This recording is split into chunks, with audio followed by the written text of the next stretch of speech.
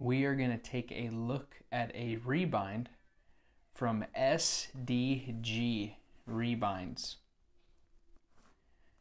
And this is going to be from a professional binderies perspective. I'm Jeremiah Payne, and I own Frost Leather Rebinds. And now I don't know if I should consider myself a professional, but I have done Bible rebinds for almost a decade now, and I have been full-time for about 2.5 years. And so not sure if I would consider myself a professional, but I certainly have an opinion from being in this business for about 10 years or so. So we're going to look at a rebind, and I'm also going to show some things that he does different than what I do. There's many ways to rebind a Bible, and there's different ways to go about certain details that will essentially cause the same effect or have the same similar finished product when it comes to a rebind. And so here we have an SDG Rebind. This is in Capra granulosa, can't say that last word, navy Capra goatskin leather. And this goatskin I have for comparison here. This is a Sokoto leather, and it's going to be kind of hard on camera here to tell the difference. But the Sokoto greatly varies in its grain and the way it could look. But this is one of the more smoother Sokotos that I received from Siegel. And you could see this Capra goatskin is a beautiful looking leather. It feels really good. It feels like what should be on a Bible. And we have some raised hubs. And the inside liner, he did a red lambskin liner. He's got the single gilt line. He's got navy end sheets. And then he's also has midnight blue, I believe he said, under gold art gilding. So a few things I really like about his work. One, he has great font. I'm not sure what this font is, but it looks really, really clean. Another thing I really like is that his maker's mark is embossed, blind stamped. That looks really, really, really, really cool. And I think that's very different from anybody else's. Also, I like the size of his raised hubs. You know, when hubs are too pronounced, it just kind of looks funny. It looks cool, but I like the cleaner look. And his raised hubs are very, very clean. And I don't have a rebind with me of my raised hubs to compare the difference, but his are very clean and just pronounced enough to look good. I also like the roundness of his corners. That's a big deal. You know, if the roundness of your corners is off, it'll make the whole rebind look kind of different.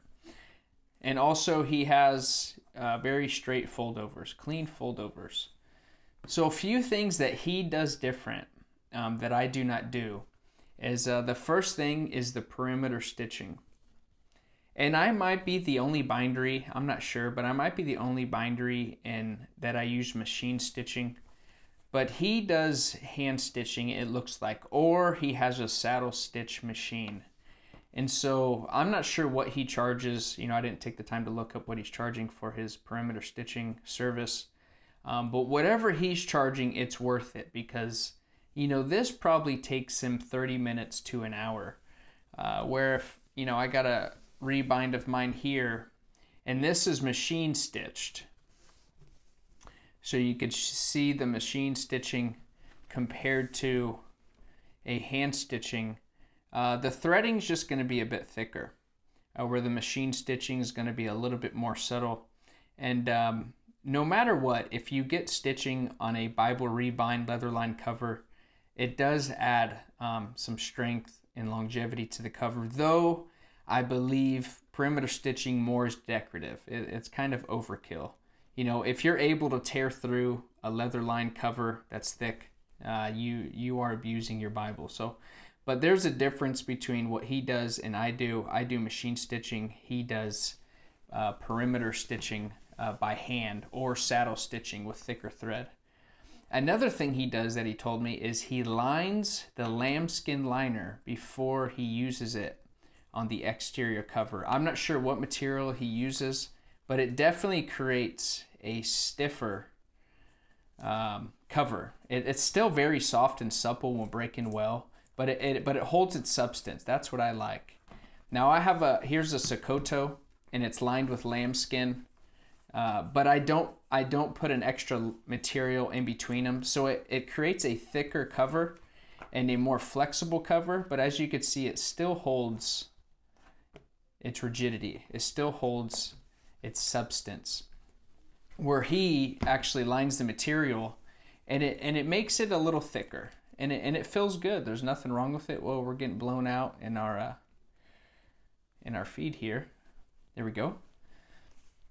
And so that's something he does different, which is a great idea, because if you want a little bit thicker feeling cover, you know, I go the route of, you know, here's a Sokoto. I like to just find a little bit more substance to the liner. And so this is a very kind of rigid feeling cover. And I'd use just a thicker liner to create that look, that feel of cover. Where other binderies like SDG, which is a great idea, is to line the actual liner material with an extra material. And so that's just the few things he does different. Another thing he mentioned to me is that he does place an Oxford hollow on the spine, which means there's a tube type reinforcement there in the spine, which I do also. We're not going to be able to tell, but there is also spine reinforcement. There's an Oxford hollow in that Bible there. But personally, the only benefits I have found to an Oxford hollow is that it keeps the spine a little stiffer. Because I have Bibles with an Oxford hollow and the spine's still falling apart. So I don't think it necessarily prevents the Bible from breaking, but I think it does make the spine material more stiff to where it'll hold up a little better, just like that, if that makes sense. So man, let's just take a quick look in detail of this SDG Rebind, which is just awesome. In this navy with red liner, awesome complementary colors. And then he's got the navy on the interior. And then this is a ESB personal size reference. And he's got 3 awesome long ribbons here. So man, he does awesome work. He does great work here. I'm impressed. I know he's in ministry and he does this also on the side. So he is a minister of the gospel, and worthy of ordering a rebind from him and to help support him. So man, I have in the description ways you could find SDG, his Instagram. I'll link whatever else I could find that he has online, whether his website or a YouTube channel. And so man, there is a look at an SDG Rebind. I hope you enjoyed this video. Thanks for watching. Bye-bye.